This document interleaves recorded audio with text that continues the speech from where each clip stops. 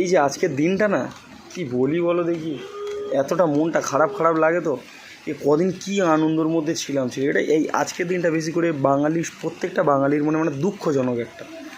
মা এলো হঠাৎ করে, এই যে এলো এলো কি আনন্দ, আসছে আসছে আসছে একটা আনন্দ থাকে। হুট করে দেখো বিজয়া দশমী, কত আশা থাকে।